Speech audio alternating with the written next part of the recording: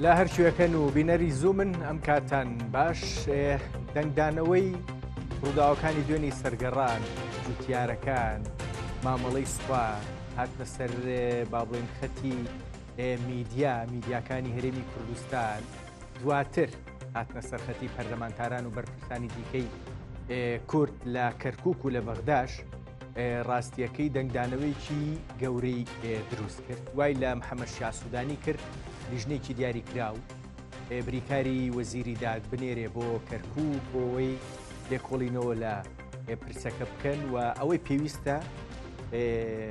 بیکەن بۆ چارەسەرکردنی گرفتەکە ئەمڕۆ لیژنەکە لە کەرکووک و لەگەڵ پارێزگاری کەرکووک و نوێنەری جوتیارەکان و وزانە لایانی ئەمنی و سوپا و هەمویان بێکۆ کۆبوونەوە دیارە گەیشتوون بە شتێکی دیاریکراو دوو قسەی دیاریکراو لەبارەی ئەوەی کە لیژنەکە پێگەیشتووە هەیە هەندێکیان بەتایبەت نوێنەری جوتیارەکان بەشێکیان ناڕازی بوون دەڵێن هیچی وا چارەسەر ناکەوە پێدەچێ ئێمە بەردەوام بەدەست ئەم گرفتەوە بناڵێنین تا ئەو کاتەی یاساکە چێتە بواری جێبەجێکردن چەندی ئەوەیاننا ئەوەش هەندێکڵێن مانگ هەندێکڵێن زیاتر لە مانگ هەندێکی دیکە نان بەشێکی دیکە لە نوێنەری جوتیاران دەڵێن شتێکی با بڵێن دیاریکراوی دەستبەجێ هەیە کە ئەگا بە نووسنگەکەی سوودانی ئەگا بە خودی سوودانی خۆی و پێدەچێ بەیانیش واژویان لەسەر بکە ئەوە تا ڕادێکی باش گرفتی بەشێکی زۆر لە جوتیارەکان وانەی کە زەویەکانیان سکاڵای یاسایی لەسەر نییە چارەسەرەکە ئەوەی دیکە مێنێتەوە بۆ جێبەجێکردنی یاساکە دەرکردنی ڕێنماییەکان و ئیتر ئەوەی کە کورد پێی باشە بێ وردە یاساکە بچێتە بواری جێبەجێکردن ئەو کات پرسەکان بە تاڵتی یەکلای ئەبنەوە بە هەر حاڵ ئەم پرسی زێوزاری جوتیارەکان پرسی کورد پرسی تعریب هەموو ئەوانە بەردەوام گرفتی دیاریکراوی بینی هەرێمی کوردستان کورد و حکومەتی ناوەندی عێراقی بوو دەستورەمەی چارەسەر نەکرد هەندێک بڕیاری دیاریکراویش بە هەمان شێوە لە حکومەتەکانی پێشوش دراون ئەمانە چارەسەر نەکران هەوڵی پەرلەمانتاران زۆر جار لە خولەکانی پێشوو هەبوون بەرپرسانی کورد هەوڵی دیاریکراو هەبوو ئەمانە هیچی هێشتان چارەسەر نەبوون کورد ماوەیەکی باش ئیداری پارێزگاکەی بەدەست بوو ئەمانە هەر گرفتن و هەر ماون ئەم ئەخیرە کە کورتوانی پارێزگار وەربگرێتەوە پارێزگاری کەرکووک خۆشببینیەکە بوو بۆی کە وردەکرێ گرفتەکان چارەسەر ببن خۆشببینیەکە بە دەرکردنی یاسایی با بڵێن هەڵۆشانەوەی بڕیارەکانی حزبی بە ئەستایبەت بە مڵک و ماڵ زیاتر بووە ڕاستیەکەم خۆشببینیە تا سەر بەردەوامە بێ ئەگاتە شوێنی خۆی کێشەی زەویزار لە کەرکووک بۆ جوتیارانی کوردووە بە دڵنیایی و تورکمانیش چارەسەرە بێیاننا ئەمانە هەمووی لەگەڵ پەرلەمانتارێکی پێشووی کورد لە عێراق تاوتویەکەم کاکشوان داودی خۆی خەڵکی با بڵێن کەرکووکەوە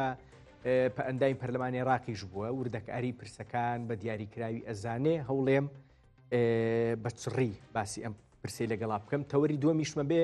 سیاسەتکارێکی باکووری کوردستانم لەگەڵایە باسی سەردانی شاندەکە بۆ هەرێمی کوردستان شاندەکەی ئیمرالی دەمپارتی بۆ هەرێمی کوردستان و پرۆسەی گفتوگۆکان لەگەڵ ئیمرالی ئەوە باسەکەمەوەیان بۆ تەوەری دووەممە بۆیە لەگەڵ ما بمێنەوە کاک شوان سلااوت لێ بێ وادارم باش بی بەخێر بی بۆ زووم ئەوەی دوێنێ ڕوویە و ئیتر با بڵێن کاردانەوەیکی زۆری دروست کرد ئەم ڕۆژ دیارە لیژنەکەی سوودانی ئەوەی ڕایسپاردەبوون هاتن لەگەڵ پارێزگار لەگەڵ هێزە ئەمنیەکان سوپا هەموو ئەوانە نوێنەری جوتیارەکان قسەیان کرد گفتوگویان کرد دیارە گەیشتون بە شتێکی دیاریکراو ئێمە بۆ بەردەوام لەگەڵ ئەم گرفتە مامەڵەی سوپا چوزانم ڕێگری لە جوتیارانی کورد مامەڵاکەین جار بەجارم گرفتە سەرەڵایەتەوە سڵاو بۆ بینەرانی زووم و سوپاس بۆ بەڕێستان لطفە هەیە دیارە ئەو پرسە پرسی مڵک و ماڵ لە کەرکووک نەخۆشیەکی درێژخایەنە بە موسەکەنات ڕاگیراوە بە عیلاجی وەکتی بۆەوەی ئازارەکان کەم بکاتەوە ئەگینا گەیشتن بە چارەسەری ڕیشەیی زۆر زەحمەتە ئەم پرسە بە قانون چارەسەر ناکرێن پرسانە چکەم پرسانە لە بنەڕەتە پرسی سیاسین تعریب لە کەرکووکە پرۆسەیەکی سیاسی بووە نەک پرۆسەیەکی قانونی دوای بەرگی قانون کراوەتە بەری ئێمە وەکو کورد بە قانون ناتوانین ئەو مافە زەوتکراوانە وەربگرین بە سیاست نەبێ ئەو قانونەی کە لە ماوەی پێشووە کوردەکاڵێ ژن بەژنی پێکرا لەگەڵ قانونی ترا بەداخەوە ئەوەی بەر کورد کەوت نەزۆکە یعنی من پێ نایبینم لە سەتا دەی پرسی مڵک و زەوی لە کەرکووکە چارەسەر بکات لەبەرەوە ڕاستە لە بڕگەی یاساکەیوە بۆچی نەزۆکە یعنی لەگەڵ دوو پرسی گرنگا ڕاستیەکەی وەکو خۆڵێت ژن بە ژنی پێکراوە بۆچی ئەم پرسی زەوی و زار بۆ کورد چارەسەر ناکات بەڵێ ڕاستە لە بڕگەی یەکەمی یاساکەیە باسی هەڵوەشانەوەی بڕیارەکانەکات بەڵام لە مادەی دوو یاساکە کۆمەڵی ئستثنای کردووە کێ شومل ناکات ئەم یاسایە کێ شومل ناکات 5 خاڵە ئەگەر دەرفەتت هەبێ بیخەمە بەردام یەکەم الأراضي التي استلم أصحابها تعويضا عادلا ئەوانەی کە تعویزیان وەرگرتووە دوم الأراضي المخصصة لوزارتي النفط والدفاع المستغلة فعليا بإقامة الأبنية والمنشآت عليها لين إقرار هذا القانون أو زوياني للاين أو دو وزارته والنوت الدفاع وبكارهن راو ومؤسساتي لسر دروس كذا ونايان قريتها الأراضي التي صدرت بشأنها قرارات باتة من هيئة دعاوي الملكية أو زي وزاراني لها هيئة دعاوي ملكية وبرياري بودرشوها نايان قريتها الأراضي المخصصة للنفع العام المستغلة فعليا بإقامة الأبنية والمنشآت عليها لحين إقرار هذا القانون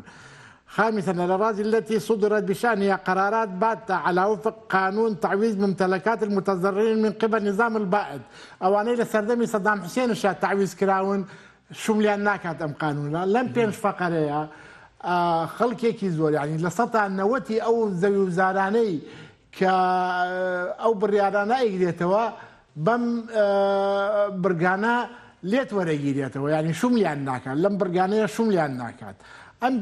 کێشان خەڵکێکی زۆری ئێمە بە زۆر بێ بە خۆشی بێ بە ناخۆشی بێ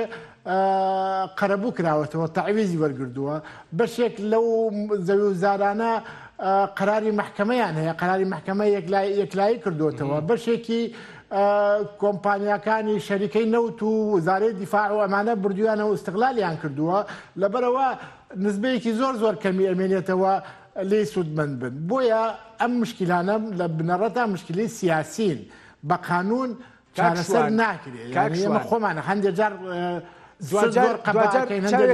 خۆمانە خەڵەتێنین خەڵەتە سیاسیەکەش بە دڵنیاییەوە بەڵام چاوێکمان ڕاستیەکەی لە قانونەکە بوو لە یاساکە بوو بۆی هەندێک وەڵام نەک هەندێک یتر هەموو پرسی زەوی و زار بۆ جوتیارانی کورد لە کەرکووک یتر ئەم سەرتا و سەری کەرکووک چارەسەر بکە بەڵام بەڕاستی ئەگەر ئاوا دەرکرا بێ ناوەڕۆکی یاساکە ئاوا بێ وەڵە سەدانەوەی نەگرێتەوە ئەی کورد چیان کردووە نوێنەرانی کورد لە بەغدا چیان کردووە هەم پەرلەمانتار زەوی وزاری کەرکووک بە 4 جۆر بڕیار وەرگیراوەتەوە بەشێکی لە ساڵی هەفتاکانەوە بە بڕیاری ئیسلاحی زراعیە ئیسلاحی زراعی لە خاوەن مولکەکان زەویەکان وەرگیراوەتەوە کراوەتە گرێبەست بەشێک لە گرێبەستەکان دراوەتە کورد بەشێکی دراوەتە عەرەب ئەوە لەم قانونانە شوملی ناکات ئەم قانونە نایگرێتەوە قانونی ئیسلاحی زراعیە و قەراراتی مجلسی قیادەی سەورە نییە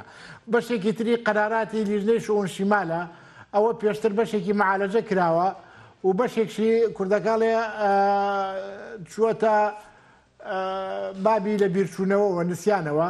ئەوەی گرنگ بوو مابوو قەرارەکانی مجلسی قیادەی سەورەیە مجلسی قیادەی سەورە وەکو بێت بۆتم باس کرد ڕاستە قەرارەکە دەرچووە بەڵام 5 بڕگەی ئستثنای تایە ئەو زەویانە ئەوەی بەم خاڵانە بگرێتەوە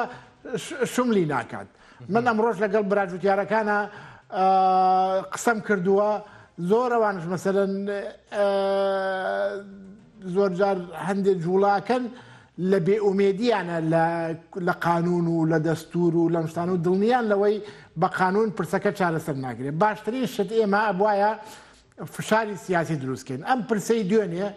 ئەم پرسەی دوێنێ ڕوویدا یعنی باشتر وابوو ئێمە یەکسەر قیاداتی ئێمە حزبەکانی ئێمە بەیاننامە دەرنەکەن و داوا لە خەڵک بکەن زەبتی خۆیان بکەن و خۆیان خاو بنەوە و ئەو گەرمی و حەماسەتە سارد بکەنەوە و 48 ساعتتر و لیژنە دێت و وەزیر دێت و پەرلەمان دێت و سوودانی خەڵکەنێرێ ئەبوایە ئەمە استقلال بکرایە یەکێتی و پارتی نزیکەی ملیۆنیوە دەنگدەریان هەیە هەر بە خەڵکی خۆیان کوردەکاڵێ 15,000 20,000 کەسیان بۆ پشتیوانی ئەو خەڵکە ببردایەتە ئەو سنوورە فشارێکی سیاسی گەورەیان دروست بکردایە 3 ڕۆژ 4 ڕۆژ 5 ڕۆژ هەفتەیە ترەکەومە مفاوەزات لەگەڵ حکوومەتە ئەبێ فشاری سیاسی دروستکەی ئەم خەڵکە فشارش دروستەکات شوان خەڵکە فشارش دروستەکات سار دەکرێتەوە ڕوونە من دێمە سەر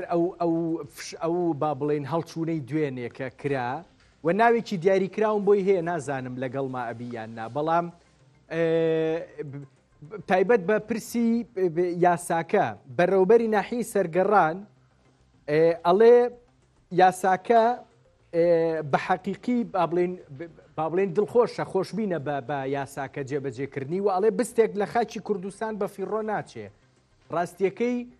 ئەمە نوێنەری ناحیی هینە بەڕێوەبەری ناحیی سەرگەڕانە و پێدەچێ هەندێک وردەکاری بزانێ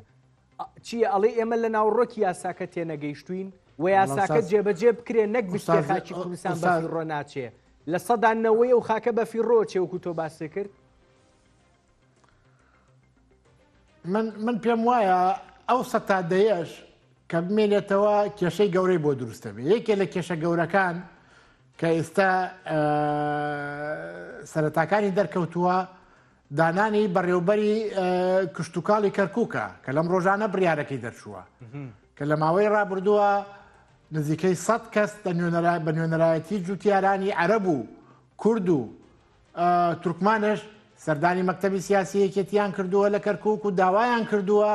ئەو کەسایەتیە دانەنرێت لەبەرەوە ئەو کەسایەتیە کەسایەتێکی شۆڤینیە پابندە بە بڕیارەکانی عشیرەتەکەی خۆیەوە و ئەمڕۆ بەیاننامەی ڕئیسی عشیرەتەکەیمان بینیوە چەندێک دژایەتی ئەو قانوناکەن و پێشترش چەندێک دژایەتی قانونەکەیان کردو ئەم کەسە خۆی پێشتر بەرپرسی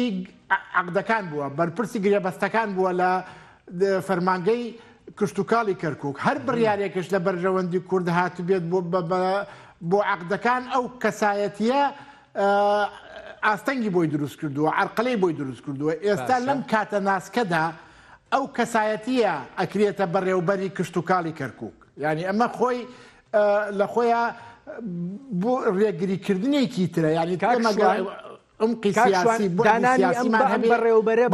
بۆ زراعی کەرکووک بۆ کشتتوکاڵی کەرکووک بەشێک بووە لە ڕێکەوتنەکانی دابەشکردنی پۆستەکانی کەرکووک لە پارێزگارەوە تا خواری خوارەوە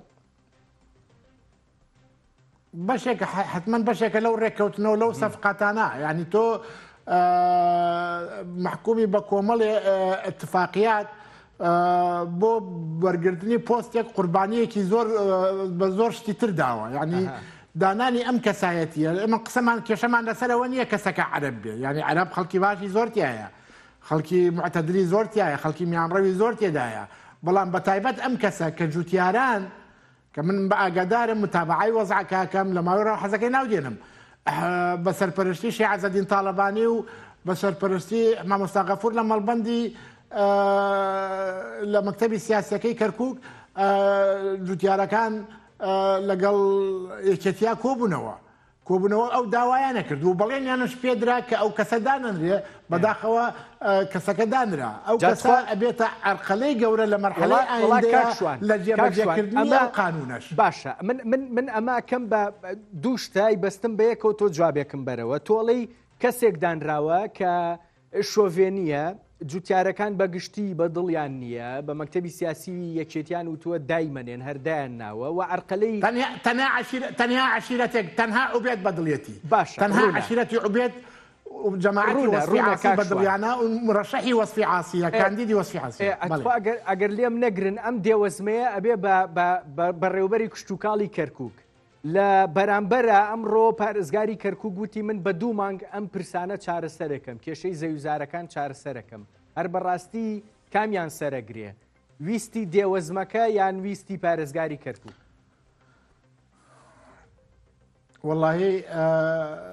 من خۆم گوێم لێ نەبووە ئەو قسەیە بەڵام جەنابی مامجلال کە سەرۆ کۆمار بوو دەستی بۆ هەندێک پرسی قانونی نابرد کە ئەیزانی قانون لە بەرژەوەندی کوردانیە بە قانون لە بەرژەوەندی کوردانیە و پێی ناکرێ یعنی ئەو وعدەی زۆر گەورەیە من پێم نازانم ینی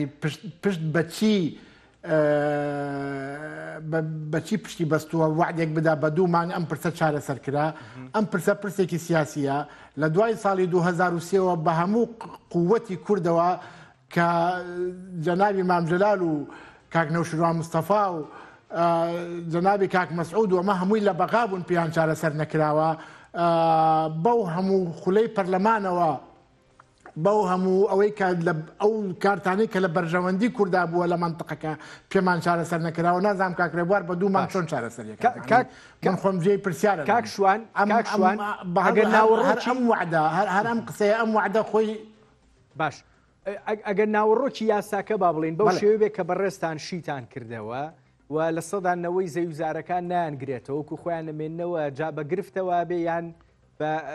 بەوەی کە ئەدرێتەوە بە عەرەب ئیشی تیا بکە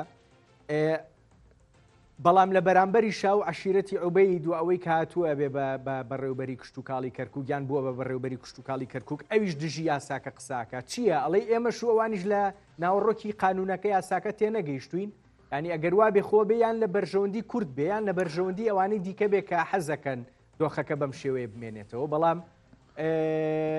ئەوانیش دژین و ئێمەش لەسەرتاوە من لە سەرەتا وتم ئەم پرسە بە قانون چارەسەر ناکرێت باش ئەم پرسە پرسێکی سیاسیە پرۆسەی تعریب بە قانون نەکراوە پرۆسەی تعریب لە جێبەجێکردنی یاساکەشا گرفتی بۆ دروست بکرێ هەر گرفت بۆ خودی یاساکە دروست بکرێ و جێبەجێ نەکرێ هەر بەڵێ ئەو مادانە تەفسیری زۆر هەڵەگرن ینی 100 تەفسیری بۆکەن تەفسیر بۆ ئەو فەقەراتاناکەن و عەرقەل ئاستەنگت بۆ دروستەکەن باش کاک محەممەد قابل بە تەفسیرە قابل بە تەفسیری جیاوازە کاک شوان ببوورە کاک محەممەد هەیە ئەوەی دوێنێ ڕاستیەکەی تر ڤیددیۆکەی زۆر بڵاو بووە و دانەبەزی لەسەر تراکتۆرەکە نوێنەری جوتیارانە بە دڵنیاییەوە ئەم ئێوارەیە دوای کۆبوونەوەی لەگەڵ لیژنەکەیە هەندێک قسەی کردوتی گەیشتوین بەم بڕیارانە حەزەکەم گوێی لێ بگرین ڕاستیەکەی بزانین تۆ خۆشببینی بەوەی ئەم بڕیارانە تا حدێک شتەکان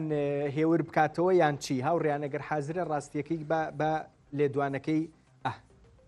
فەرموون ئەو قەزێ ئێمە قەزەیەکی نیشتیمانیە قەزەی خاکە قەزەی هەموو میلەتی کووردا لەبەر هەندێ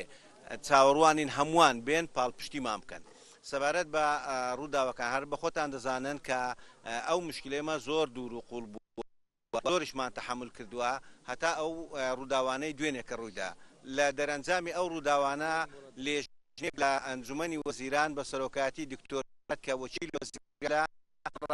بەڕێز محەممەد شاه سوودانی هات بۆ کەرکووک ئەو ڕۆکە نوێنەری جوتیاران دیت کە ئێمە خۆمان بەشدار بووین گەیشتینە کۆمەڵێک تەوسیاتی زۆر باش کە لە بەرژەوەندی ئێمەدایە و بڕیار وایە ئەو تەوسیاتانە ینی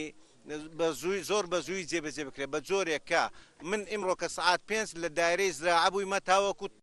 ڕاکە تەواو بی و ئیم شەو دەبێ بگاتە ئەو لێژنەی کە لە بەغدایە و بڕیار وایە کە سبەینێکە ئیم شەو تەوسیاتەکە بنووسێتەوە سبەینێکە بدرێتە بەڕێز سەرۆکی ئەنجومەنی وەزیران بەڵام وەکو مامۆستاش فەرمووی کە ئێمە چاوەڕوان دەکەین بەڵکو بە ئاشتەوایی حەلبی لە بەرەوەی بەڕاستی پاراستنی هێمنی و ئاسایشی منتیقەی هێمنی و ئاسایشی سنوورەکە و گوندەکانی ما ئەرچی سەرشانی مێ و ئەمە لە هەموو کەس خۆمان بە حەریستر دەزانین لەبەر هەندێ ئەو مۆڵەتە دەدەینە ئەو برالێ پرسەوانەمان هیوادارین نەگاتە ڕۆژی چارەسەر بکەن تاوەکو ئێمەش دەست بە کاری کشتتوکاری خۆمان بکەینەوە بە بێ کێشە کاک شوان جۆلەی بۆر چەنە هەندێک دەنگەکە ئەبڕا پێم وا بێ بە تەواو گوێم لێ بوو خۆمش بە تەواو گوێم لێ بوو خۆمش قسەم کردووە لەگەڵیانە لە نزیکەوە ئاگادارم لە سەرەتاشەوە باسم کرد ئەمانە ئازار شکێنە پاراستۆلە ئازارەکە خاوە کاتەوە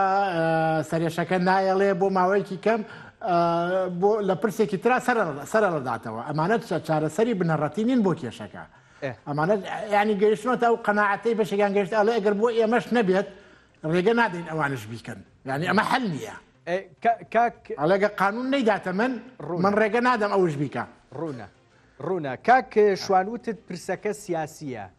ئێمە دەمێکە ڕاستیەکەی چەند ساڵێکە لەگەڵ عێراقا لە ڕووی سیاسیەوە هەر لە بێنەوبەردەیە بووین دەستور مادەیەکی دیاریکراوی تایبەت بە کەرکووک و ناوچە کوردستانیەکانی دیکە جێگیر کرد دەستوریش با دڵنیاییەوە ڕەهندێکی سیاسی هەیە یعنی ئێستا ئێمە کورد چی بکە هێزە لە دەستی یاوە لە کەرکووک بەشێکی باشی پۆستەکانە لە دەستی یاوە لە کەرکووک هەیە و نیەم جوڵەمە دەنیەی دوێنێ ڕاستیەکەی جوتیارەکان شتێکی دیاریکراویان کردوە تۆ من نازانم ئەگەر پێت باش بێ ناوێنێ مڕافعەیەکی میلی بوو بە دڵنیاییەوە مڕافعەکەی مام جەلالت بیرە بەڵام ئەم هیچ کاتێوان نەبووە بە یەک جار 35 پەرلەمانتاری کورد ڕووبکەنە کەرکووک وە پشگیری خۆیان بۆ جوتیارەکان دەرببڕن چی بکرێ قانون ناتوانێ مافمان بزەنێ بەداخەوە من پێم وایە نەمانتوانی باش تەوزیفیکەین ئەکرا زۆر باشتر تەوزیفەکەین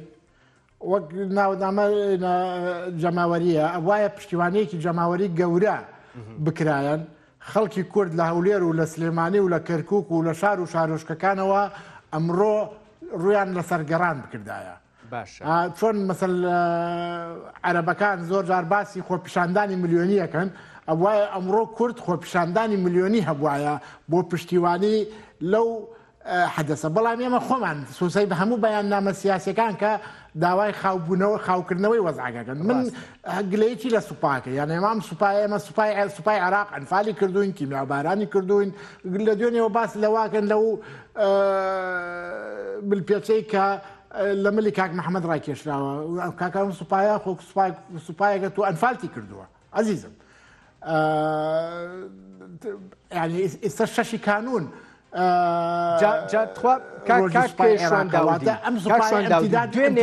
امتدادی ئەو سوپایە امتدادی ئەو عەقلیەتەیە دوێنێ قسەم لەگەڵ کاک فەهمیا کرد فەهمی بورهان سەرۆکی دەستەی با بڵێن ناوچە کوردستانیەکانی دەروی هەرێمی کوردستان وتی ئەسڵەن ئێمە بێ پێمان خۆش بێ ئەگەر ئەمە ڕەفتارێک بێت تەنها لە سوپاوە بێ من پێم وایە ئەو وای وتی من پێم وایە پرسەکە قوڵترە با بڵێن کاکشوان پێمان وابێ ئەمەی هێشتان ئەکرێ جوڵەی دەوڵەتە جوڵەی دەوڵەتی عێراقیە نیەتی زەهنیەتی دەوڵەتی عێراقیە بەرامبەر بە کورد لە ناوچە کوردستانیەکان ئوستازیان وەکو عەقلیەتی سیاسی لە ناو هێزە سیاسی عەرەبیەکان هێزە باڵادەستەکان تا ئێستا بیرکردنەوەیان بەرامبەر کورد بەگشتی و بەرامبەر کوردی کەرکووک و ناوچە جێناکۆکەکان هەمان بیرکردنەوەکانی جارانە لەبەرەوە خەڵکەکان نەگۆڕاون قاعیدەی ئەو شارانە نەگۆڕاوە یعنی قاعیدە عەرەبیەکەی کەرکووک کە سەدام حوسێن ڕووخاوە خۆ خەڵکە عەرەبەکە ماوەتەوە ئەم خەڵکە مقاومەیان کردووە لە دوای سەدام حوسێن لە جێر کۆمەڵێ بەرگا مقاومەیان کردووە جارێ ناویان قاعیدە بووە جارێ ناویان نەقشبەندی بووە جارێ ناویان داعش بووە جارێ باڵە سیاسیەکانیان معروفن خیتابە سیاسیەکانیان معروفن شەرم ناکەن ئێمە وەکو کورد زۆر جار لە هەندێک خیتابە شەرمەکەین ئەوەی بە کوردی ئەیڵێن بە عەرەبی نایڵێن بەڵام ئەوان شەرم ناکەن ئەوان شەرم ناکەن چکە ئەوان داگیرکەرن بەو پەڕی جورئەتەوە خیتابی قێزەوەنی خۆیان بەرامبەر بە کوورد دەڕێژن یعنی هیچ ئینێکیان نییە بەڵام ئێمە زۆر جار بە شەرمەوە تەعامل لەگەڵ ئەو بابەتانەیەکەن من ئێستا شەگەڕێمەوە بۆ ئەو قسەیەم ئەم پرسە پرسێکی سیاسیە نە بە قانون چارەسەرەکرێ نە بە دەستور چارەسەرەکرێ ئللا بە دیفاکتۆ ئێمە وەکو کورد لەم شارە هێز بووین کۆمەکتەکەم کاتێک ئێمە لەم شارەیە سیاسیەکەەوە ئەو کێشانەمان نەماوە هەم دوێنێ کاکفەهمی هەمان قسەی کرد ڕاستیەکەی هەندێک لە سونەکانیش من هەندێک با بڵێن لێکدانەوەی سونەکانە بینم هێزە سیاسیەکان شرۆڤەکارەکانیان دەڵێن پێدەچێ پێشهاتێکی دیاریکراو لە عێراق ڕووبا کە گۆڕانکاری لە هاوکێشە سیاسیەکانە دروست ببێ و هەندێکیان باز لەوەکەن کە پێدەچێ دۆخێک لە کەرکووک دروست ببێ بە قازانجی کورد و دووبارە کورد ئیداری شارەکە وەربگرێتەوە. تۆ هەستەکەی گۆڕانکاریەکانی عێراق کاتە ئەوەی کە هەر بەڕاستی کورد بتوانێت ئیدارەی کەرکووک وەربگرێتەوە. ئیدارە مەبەستم تەنها پارێزگار نییە، وەرگرتنەوەیکی گەورەترە.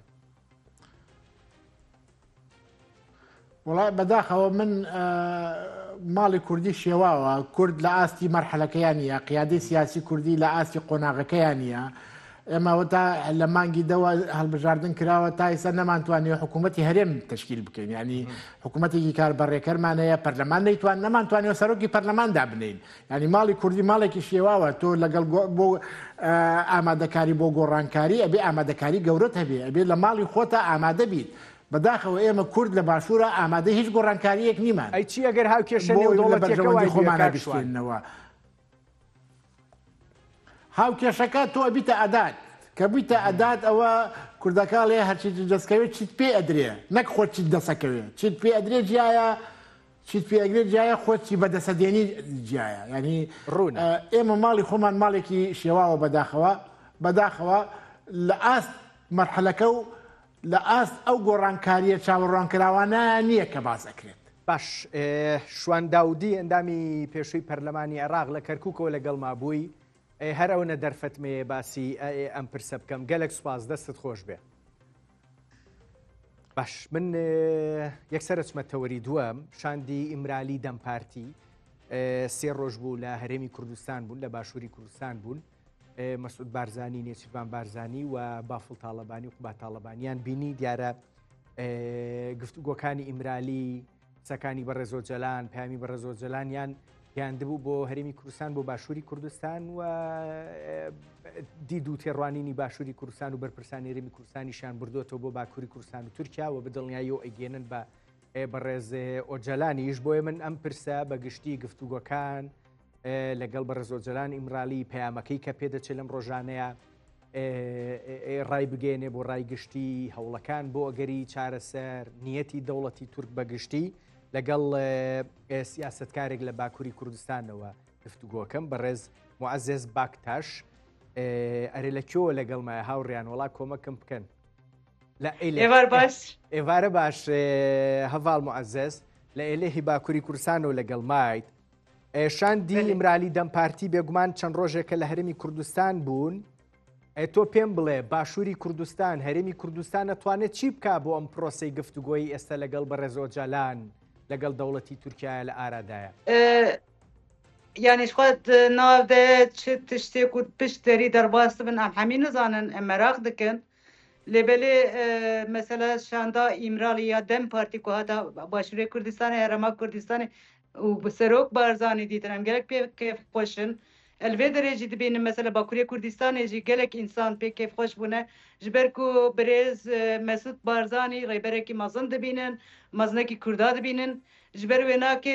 یعنی افتشته کی گلک خوش چه بو کو امرالی جی نیاو نشانه سروک بارزانی دا جبر ونا که جبو یکیتیا کردا و جبو خاطر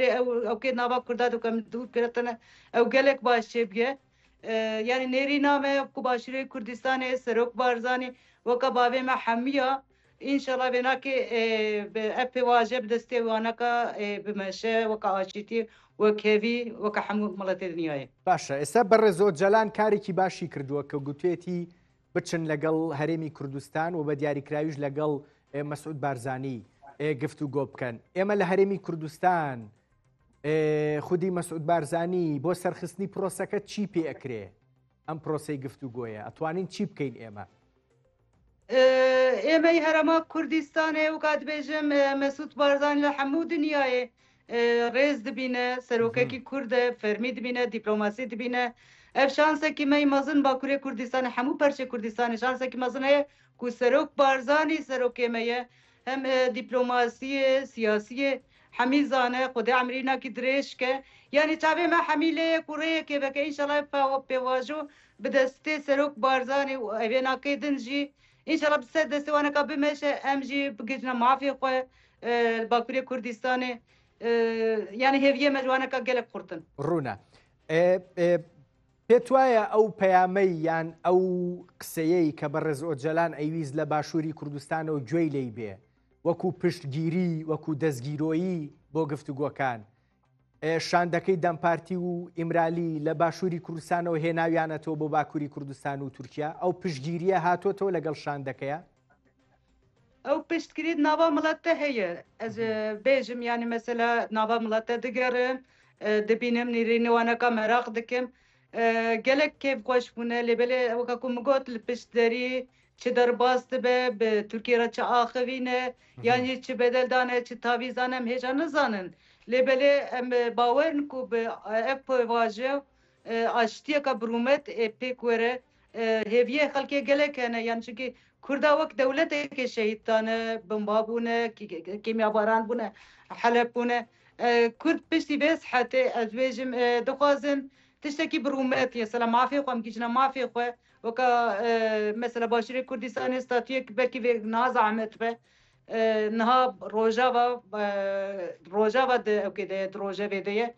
înşallah her du cî gîjine statûyeka mezin em Bakurê Kurdistanê jî hêdî hêdî qeywaneka bimeşin em vênakî yan mesela Bakurê Kurdistanê ev hêvî heye dibêje piştî ev pêvajo ku bimeşe aştiyeka birûmet çê bibe serdestê Serok Barzanî Serok Barzanî kesekî ku wî înkar bike yan jî bêje çima vê pêvajê dimeşîne nîne li vê derê ji ber ku rêz heye rêz newînakê baweriya wa pêzanî û çawa dibêjin dibe Serok Barzanî weka bavê me hemiya ye em xeletiya jî dikin dîsa me efû dike me derdîne ber dilê xwe nêrîna Bakurê Kurdistanê baş تۆ وتت لە باکووری کوردستان خەڵک ڕاستیەکەی بە جۆرێک لە ئومێدەوە بە گەشتبینیەوە لە پرۆسەکە ئەڕوانن لەبارەی دنمێژم دەی باش فەرموو ببۆرینن شەریکام لە ئەنقەرەیە ببۆرینن زێدە مەسەلا لە ئەنقەرە تورکات بینم ترک ji me tir vê pevajê dişopînin çirkî پەلەمەکە بەرز باکتاش پرسیارە لێ یەکەم لەو بارێشەوە لەوەش قسەکەین پەلەمەکە بەڵام ئەمیست لەبارەی کوردەوە لە باکووری کوردستان بەگشتی قسە بکەم لەبارەی ئەوەی کە گەشتبینن ئۆکەی بەڵام متمانەیان هەیە بە پرۆسەکە بە متمانەوە ئەڕوانە پرۆسەکە یان پێدەچێ هەندێک نیگەرانی یان دوودڵیش هەبێ لە ئەگەری دوودڵی هەیە دەی ئەوەم بۆ باس بکە دوودڵی هەیە چونکی جارەکەی دەست پێکرد بوو وێنگێ ڕاوەستی ونجی زانن ji ber wê nake çi bimeşe biçekî yanî دوودلê heye tam bawerî sedî sed niye ez bêjim باشە تۆ پێم بڵێ ئەو کات ئەوەی پرۆسی ئاشتی 2013 بۆ 15 با بڵین کە سەری نەگرت ئەوەی ئێستا خۆت باست کرد هەمان هۆکارەکان ماون بۆی ئەم پرۆسێش سەرنەگرێ یان نە ڕاستیەکەی دەرفەتەکان زیاترن بۆی ئەم پرۆسەیە بچێتە شوێنی خۆی یا berêjî mesela me dişopand ew pêvaja berojîya aştiyê niha milet mandî bûye ya rast ez bêjim mesela li Awropa jî min Kurda gelek dît pêşavêga mangekê xel mandî bûye xel dixwaze îca tiştek dest pê bike yanî tiştek were serî vê carê hêvî hene mesela bi hezara însan vê carê hêviyê naka hêvî xurttirin lê weka we got dûdilbûn jî gelek heye باشە هەڤاڵ بێکتاش باسی نیەتی دەوڵەتی تورکیان بۆ بکە وتت لای کورد با بڵێن هەندێک دوودڵی هەیە تۆ نیەتی دەوڵەتی تورکیا ئەم جارە بە نیەتێکی باشتر ئەبینی بۆ گەیشتن بە ئاشتی هەستەکەی نیەتەکە نیەتێکی ڕاستگۆیانەترە یان هێشتا ئەبێ بە گومانەوە سێری بکەیت یعنی تورکیە ئەدبێژم جارا دیژی دەخواست تشتێکی چارەسەر بکە نێرینێ خۆت بێژم چێنە بوو یانێ هەندێک تقەوەتێ مەزن کردنێ نەتشتێدن چێ بوو ئونجی زانن لێ ئەv car miletê yanî tenê Kurd aştiye dixwazin çê nabe yani gelek miletê Türkçe aştiye dixwazin mesela aboriya Tirkiye têk çûye yanî Türk ji bo xwe mesela îro Herêma Kurdistan îro ku ev şer ji holê rabe mesela aboriya waneka jî gelek qewet bibe nava Herêma Kurdistanê de yan jî nava Sûriyê de alê Kurd şexê Kurda de wê carê ticareta xwe jî bikin dîplomasiya xwe jî bikin ew ê qet ji bo xwe aşîtiye dixwazin ne ji bo me Kurda dixwazin çünkü îro dinya diguhere divê ku dinya guheranda dinyayê de Tirkiye naxwaze têkare ji wê lemê vê carê destê xwe dirê jî Kurda kiriye înşallah ji me re rast bin bi direkî saf nêzîkî me dibin hêviyê me ewin یعنی ئێستا تورکیا لە دۆخی لاوازیە لە دۆخی زەعیفیە دەستی ڕاکێشاوە بۆ ئاشتی بەڕاستیەکەی پێویستی بە ئاشتیە بۆیە ئەم پرۆسەی پێویستەوە ئاشتیە بێ وایە بێ لە چی و چیا پێویستی بە ئاشتیە تورکیا لە چیا هیلاکە مثلا يعني دبينن اميرو دوراخو سوريا دبينن لبنان دبينن ام با دولت دبينن هم تك دچن يعني ايرو شو بيج مثلا ابوريا تركيا نظام منشخه زانن ابوريا تركيا تك چي نكارن تكناغن كارن بنهوي حميد الشر دچه دشر جهانه دشر سوريا دشر كردا دشر دنده ايرو كو في شري بدنا سكناندن راستي تركيا دولت كاب قوته ازوج خب دهوي بكردي خوره باكوري كردستان را باشور را مثلا رفراندوم مكتب الباشوري كردستان اونجي باشلانن وين يقوتن زانم ام دري بكرين ون برچيب مينن كي برچيب مينه يعني تشكي نخوش بو ايرو مجبورن بحرما كردستان را سياسي دبلوماسي تجاري حمو تكليف قرط بكن كو تركيا قرط ببه يعني جبونا خو ايرو بيغاوي داويجن نجبنا داويجن باش اشتي اگر تركيا اشتي نكات ئەنیەوە تۆڵی پێویستی پێێتی لە دۆخی لاوازیە ڕاستیەکەی کە دەستی ئاشتی ڕاکێشاوە و پەیوەستیشە بە دۆخی ناوچەکەوە ئەگەر تورکیا نەگاتە ئاشتی ڕاستیەکەی دۆخی ناوچەکە کە چوزانم لوبنانمان بینی فەلەستینمان بینی سووریامان بینی بۆی هەیە عێراقیش ببینین هەمان دۆخ ئێرانیشمان بیر نەچێ هەمان دۆخ ئەکرێ بپەڕێتەوە بۆ تورکیاش چونکە پێم وابێ ئەردۆغان تورکیا لە ئەگەرێکی وا ئەترسن کە دۆخەکەی دۆخە هەرێمیەکە دۆخە ئاڵۆزەکە تورکیاش بگرێتەوە ئینشاءالله ینی ئینشاءالله ئەو ئاژیتی بمەشە چێ ببێ چونکە ئێمە باوەریا خۆ بخۆ بێژم ئەردۆغان جارات نجی دخواست کاری بمەشینە لێبێ پشتی ینی تەمام خەلەتیوانەکە گەلێکەنە لێ دوی شەقیدە ئینشاءالله ژمارە ڕاستن ئەوێ کەمالیست وەرنە سەری نەممکنم دەستێ خۆ درێژ بکنم بوارە بمەشن ئینشاءالله مێ بوارە بێ ناکەی بمەشینن بنەسەری باسی کەمالیستت کرد من ئەڵێم دەوڵەتی قوڵ نازانم لێم تێگەی یاننا لەم پرۆسەیە ڕای دەوڵەتی قوڵ لەگەڵ ڕای دەوڵەتی با بڵێن ئەردۆغان سەرۆکاتی کۆمار وەکو یەکەیان پێدەچێت جیاواز بێ بۆ گەیشتن بە ئاشتی ناکۆکیەکەیە لە نێوان تورکەکان خۆیانە بۆ گەیشتن بە ئاشتی جبرك ونها هلبجارتنا سرو كاميرا بيشيا تركيا جبر وناكي خصاف رنگي خو كماريز ديار ناكن çünkü denge kurdaj var lazımın جبر وناكي نها سكنين تشتك كلك نابيجن لبلا مرحوا زانن يعني ايرو اوكتك بدستي وانك انش هن دنيا تغورة او يجي بغورن لبلا حوجي كردان جبر وناكي بشكي دموکراسی دلیزن از وی بیشم نراستن ما دلیزن باش باسد لە با بڵێن خۆشببینی و گەشتبینی کورد لە باکووری کوردستان کرد بۆ پرۆسەکە باسی پێکاتەکانی دیکە بە دیاریکراوی تورکەکانم بۆ بکە ئەوانیش گەشتبینن بەم پرۆسەیە و پێیان خۆشە ئاشتی بێتە ئارا و تێگەیشتنەکانیان وەکو چەند ساڵی ڕابردوو دەی ڕابردوو یان ساڵەکانی پێشووتر نەماوە تایبەت بە پرسی کورد باشترە هێوترە دۆخەکە جسدی پێنجی نێوی باوەرن پێنجی دەبێژن ئینشەڵا ینی باوەریاوە هەیە ئێکو بەرێژی با پرۆژا دیتنە کوسەکنینە ڕاوەستینە تێکچوونە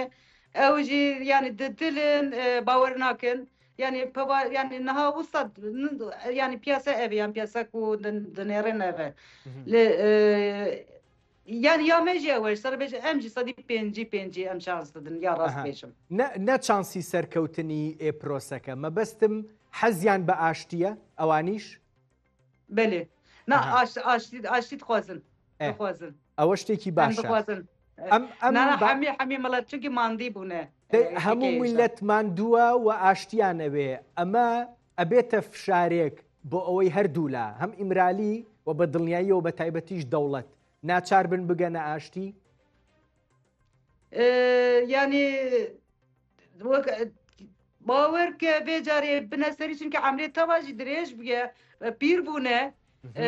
مەجبورن تشتێکی ببنەسەری شکیبانەکە تشتێکی ینی پرۆژاکە چێ نەکەن عەقدەکە چێ نەکەن ئێکو مانە کای چاوا چێکن تێک بچین یان ئەم کورد ئەم ترک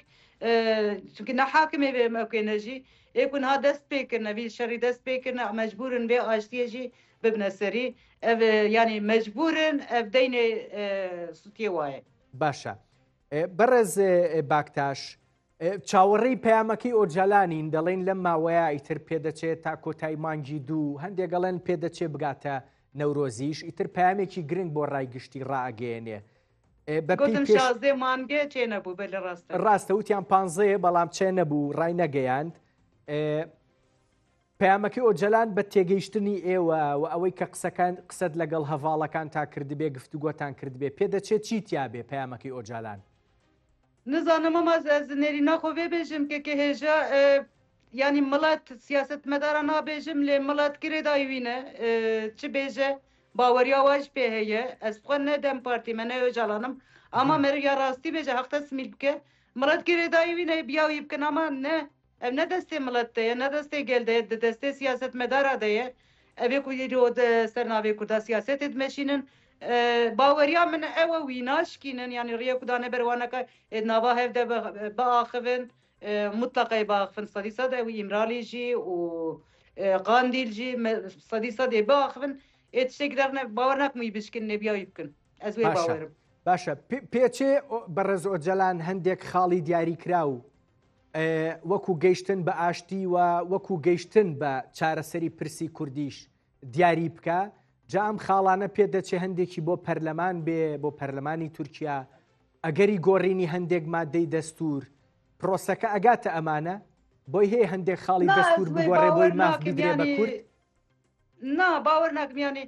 هەرە بە پارلەمانتەر ینی چما بە پارلەمانتەر ئەو نێت شتێکی مهمەژی ئەوێ ناکێت تێگوتن ئەماوێ ناکێت نە ڕاستیاوێ هەیە نە ئەوڕێ هەیە نەجێ باوەڕ ناکەم ئەوە ئینسانجی بخوازە هەرە بە پارلەمانتەر نا ئەزوێ ناکە باوەڕ ناکەم شتێکی سانینە ینی پێم وابێ لە پرسیارەکە بە تاواتی تێنەگەیشتی بەڕێز ئۆجەلان داوای هەندێک ڕێکاری یاساییەکە گۆڕینی دەستور بۆی هەندێک ماف بدرێ بە کورد پرسی کوردی پێچارە سەر بکرێ لە تورکیایە ئەمە ئەکرێ دەستورە گۆڕێ بۆی هەندێک مافی کورد بەدیبێت مجبورە ینی هەنە مافی کورد تێکردنە دەستێوی ناکە حتانی کو ینی کو دەستێویژی بقەوت ببێ مجبورە ئەوانەکە جی هێویە مەهێنە و ئەوانەکە بۆی هەیە گۆڕانکاریەکان چی بێەوەی کە لە دەستورایکەن چییە گۆڕن مەسەلەن مافی کورداون دەبێژن مەسەلە زمانێک کوردی بێژن پەروەردا زمانێک کوردی ئیرۆ لە باکووری کوردستانی حتا ناوێک کەورێ مەژی گۆڕانە بترکیکردنە ینی هەنە تشتێ مەسەلە دەمۆکراسی ئەوانەکەت بێژن یا مافی مرۆڤان ئەوانەکەش خۆ وەرنەسەری پرسکرێکی دنجی چارەسەر دەبن پێشیا بێگا مەسەلت 20 سال بەرێک و ئیرۆ گۆتانە تەلەڤیزیۆنەکە کوردی هەیە ئابناڵا کوردستانێدا ونێ باخفن ژمەرە خەون بوو یانێوانەکە هێدی هێدی مەرحەلە قۆناق چێت بن ڕۆژێکی دەتە ئازاد نابی ڕۆژێکی کاری دەولێتی ئاوا بکەی بەدەر دەدی قەدەمەت مەجبوری پێباری ڕۆژێکی زمانە یێدن مەسەلە چ بێژن ئۆزەرکلک و کەهرەما کوردستانی یان جێ زێدەتر یان جێ کێمتر ئەوانەکە مەرحەلە ئێچێ بن بچی ببن ڕۆژێکی دەچێ نابنە تشت بۆی هەیە بەڕێز ئەنی کاتم کەم ماوە بەڵام بۆی هەیە بگەینە ئەگەری ئازادکردنی بەڕێز ئۆجەلان یان هیچ نەبێ باشترکردنی ڕەوشی زیندانیەکەی ینی ئیرۆکو بێناکێ دەست پێ بکەن مەجبورن ڕەوشاویناکی باشتر بکەن ji bo xatir ku biaxibe ji bo xatir ku